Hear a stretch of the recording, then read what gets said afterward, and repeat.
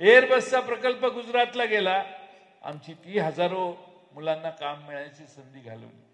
असे अनेक प्रकल्प आहेत. बल्क ड्रग पार्कचा प्रकल्प येणार होता, दुसरे प्रकल्प वेगळ्या देशात आले, पण आमच्या राज्यात आले, आमच्या महाराष्ट्रात आला नाही, आमची संधी गेली.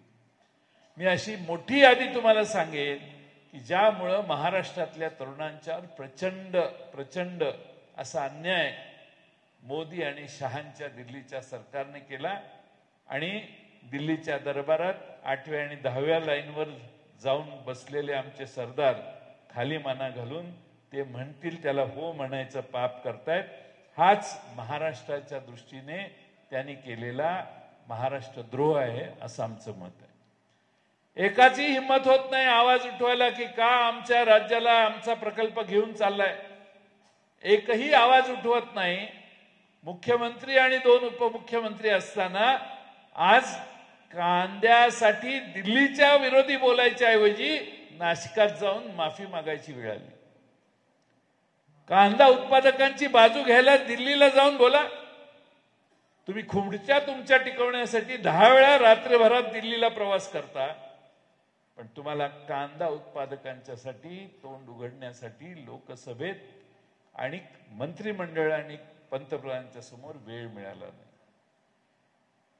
गुजरातचा कांदा निर्यातीला परवानगी आधी मिळते, पण महाराष्ट्र हे देशातलं सगळ्यात मोठा कांदा निर्मितीचा क्षेत्र असल्यामुळं, महाराष्ट्र राज्य असल्यामुळं आम्हाला ती पहिल्यांदा परवानगी मिळाली होती, पाहिजे होती, पण ती दिली नाही. 40% निर्यात शुल्क लावलं. आमचा कांदा पाकिस्तानपेक्षा महाग झाला, कोणी घेईना झालंय. पाकिस्तानच्या शेतकऱ्यांना मदतही करतील अप्रत्यक्षपणानं, पण महाराष्ट्रातल्या कांदा उत्पादकांचा द्वेष करतात. हेच वारंवार लोकांच्या समोर यायला लागले. आज कांदा उत्पादकांच्या क्षेत्रात जाऊन तुम्ही कांदा उत्पादकांची माफी मागताय सगळ्या कांदा काढून झाल्यावर. ज्यावेळी कांदा विकायची वेळ होती त्यावेळी तुम्ही कुठं गेलेला. कापसाची पण तीच परिस्थिती आहे. सोयाबीनच्या शेतकरी अडचणीत आला, अतिवृष्टीनं त्याच्यावर प्रचंड मोठं अरिष्ट आलं. केळी उत्पादकांचा आणि संत्रा उत्पादकांचा माल बांगलादेशमध्ये जात नव्हता. एक काल परवा मी क्लिप बघितली, बांगलादेश बद्दल 13 साली का 12 साली पंतप्रधान नरेंद्र मोदी तेव्हा राज्याचे त्या मुख्यमंत्री होते, ते म्हटले बांग्लादेश में जो चल रहा है उसके ऊपर इनका कुछ नियंत्रण नहीं है केंद्र सरकार का, केंद्र सरकार सिर्फ देख रही है. आज क्या हो रहा है?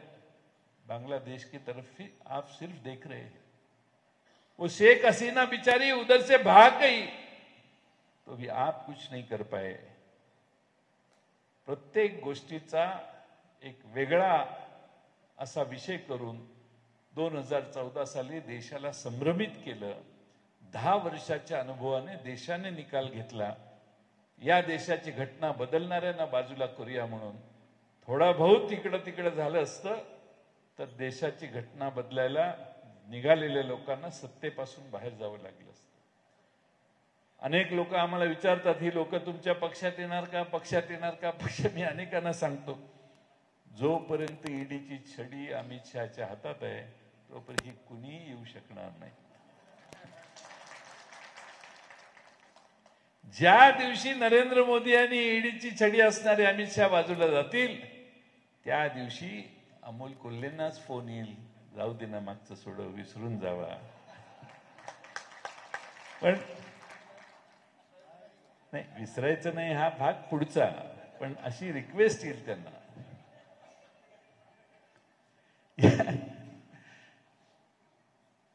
त्यामुळं पत्रकारांनाही मी सांगतो, असं कोणी येणार नाही आमच्याकडं.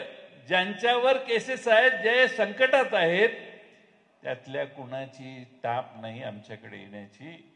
इकडे यायला मर्दाचं काळीज लागतं, इकडून उभा राहायला मर्दाचं काळीज लागतं, इथं उडून इथून संघर्ष करायला आपल्या सगळ्यांना ताकद लागते. आम्ही सगळ्यांनी ठरवले, असे असंख्य सहकारी आहेत.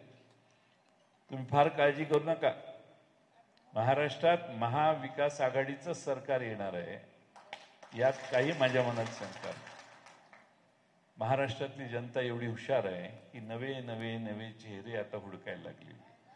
तुम्ही तुमच्या मतदारसंघात नवा चेहरा हुडकलेला आहे.